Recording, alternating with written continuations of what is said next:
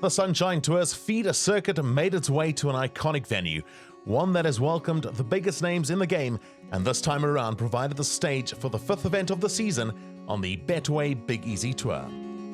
When you look up historic venues in South African golf, the Wanderers Golf Club stands out, and the country's next generation of professionals were looking to emulate the likes of Gary Player, Ernie Els and Dale Hayes, who have all won at the Wanderers before. Yeah, so the Wanderers Golf Club, iconic venue in the heart of Sandton. We've got the Wanderers Cricket Stadium next door to us. We've seen a lot of growth in the last sort of 3 years. Grassroots growth, a lot of junior golf being played here. We're excited to partner with neighbouring schools in our community. We're growing a junior academy with the ESCA school just down the road, and the Wanderers ESCA Junior Academy is also something we're looking to double in size in the coming years. We've been through some interesting changes the last while. We've recently built a new irrigation dam and installed a brand new irrigation system. So we've invested a lot into the golf course. New cart paths have been put in. The greens are nice and slick. The winter conditions certainly going to pose a challenge to all of them. Yeah, and it's an iconic venue, like you've said, to get your name on a trophy around the Wanderers Golf Club is going to be certainly something to put on the CV. The designer was thinking about me when he built this track. The trees help you to align your shots, so I'm just using the trees to bring it back. That's a good golf course. Quite tricky, only 3 par 5s. Tricky par 3s as well, which makes it really nice layout. A lot of the holes suit my shape. I'm a drawer of the ball, so I feel like it suits my eye quite well. And yeah, just greens always, well, they seem to always be good, yeah. So yeah, really enjoying it. The players relished the chance to shape tee shots through the long, narrow avenues of trees, albeit in a week when a cold front swept across this traditional par 71 layout.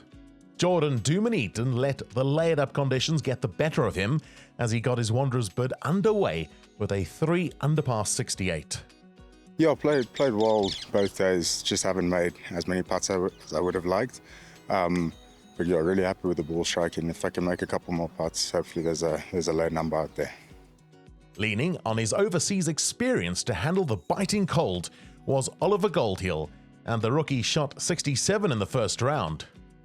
That was a very, very cold one. Made 2 eagles. Really, really helped me around. Kept it going. That was just difficult conditions, wind, cold, and I braved through it. Obviously playing quite a few years in Europe in the cold, I kind of know what to do in those type of conditions, and just played my game and enjoyed it. Jacqueline Hess was in a class of his own on the opening day, and the Papua Sekudum class member signed for a spectacular 65 that featured 5 birdies and an eagle. First round, really enjoyed myself. Started with a birdie and then made 8 pars from there, and then eagle, birdie, birdie, birdie. 4 birdies in a row there, and then birdie 17 as well after making bogey. So yeah, very happy with my round and just happy to be out here. Grateful for the opportunity that the Betway Big Easy is giving us. Totally excited to be here. At 6 under par, Hess led by 2 at the start of this 54-hole event, while other notables in the field included the previous event winners Harry Koenig and Joe Sullivan, who shared 8th position with Ulrich van den Berg. The cold remained a constant obstacle for the players, while Eswatini's James Pennington provided the heat on the penultimate morning with a round of 67. I played really, really well the first day in some tricky conditions. It was really windy and really cold, and unfortunately I just kind of slipped up towards the end, and I was really happy to kind of bounce back and keep good momentum on my side yesterday and finish off nicely. So yeah, all in all, a nice 2 days. Tyron Ryan, a former winner on the Sunshine Tour, had started to feel at home on the golf course in recent months, and he lit the flame with a heartwarming 66 to take his tournament total to 8 under. It was actually quite an uneventful round. It wasn't too exciting. I just hit a lot of good shots throughout the day and a few putts dropped. So I mean, yeah, there was no sparks flying. It was just from tee to green for 16 holes was really good. Had a bit of a blooper on 17 now, shanked it. But anyway, made my only bogey of the day there. But other than that, it was autopilot most of the day and just really enjoyed it. Franklin Manchester, who is a top performer from the Sunshine Tour's development program, started the round 5 strokes adrift. But the George Golf Club professional made his presence felt in a big way with a bogey-free 63. The second round was a lot of fun because I have been not putting so well, so to be putting well in the second round, that really gave me a lot of confidence going into this last round. The driving was exceptionally yesterday, so that really put me in good positions. With 18 holes to play, Manchester enjoyed the warmest seat in the house at 9 under, while overnight leader Jacqueline Hess went round in 72 to drop down into a share of 6th with Jordan Duminy. With a tightly contested leaderboard, we were in for another final round treat at our rejuvenated Wanderers, where the chasing pack looked to knock Tyron Ryan off his perch. Ryan was patient at the start of the day's play, while Joe Sullivan was amongst the early challengers.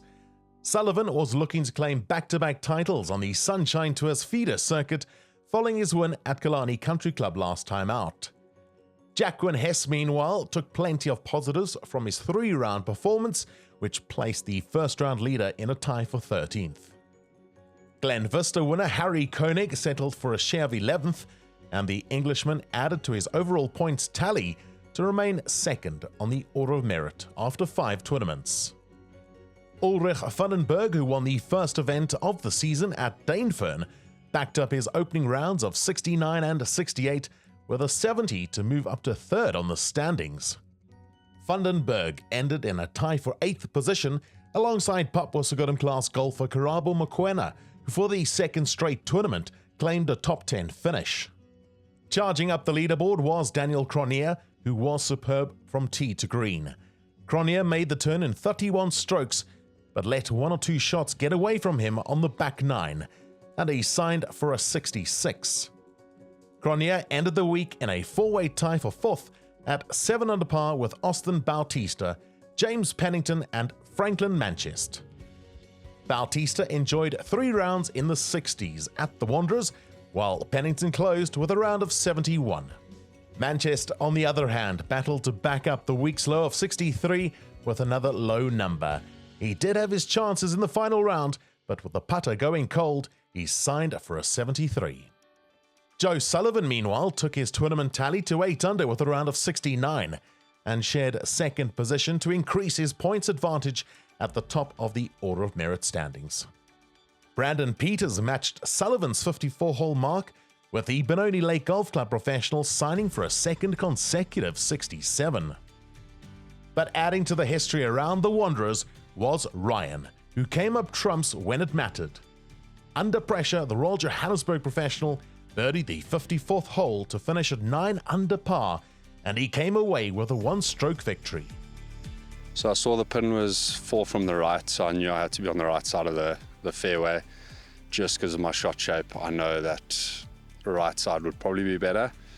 And I got a good number, and I knew I had to make birdie on the last, so to deliver a shot like that at the end, it's pretty sweet. With a composed display and a final round of 70, Ryan claimed a 4th professional victory of his career. Yeah, it's nice. I've grown up playing at Wanderers, so you see the names all over the clubhouse and the winners and the guys who have gone on to do great things. So it's a piece of history. It's a golf course that's had the best in the world come out here, so it's definitely nice to win here. Ryan, after making his second start on the Betway Big Easy Tour this season, moved up to 10th place on the Order of Merit. The top 12 players at the end of the campaign will earn their playing privileges for the Sunshine Tour for next season. From myself, Andrew Hope, and the Highlights team, congratulations to Tyron Ryan, who overcame a bitter cold week to win at the Wanderers.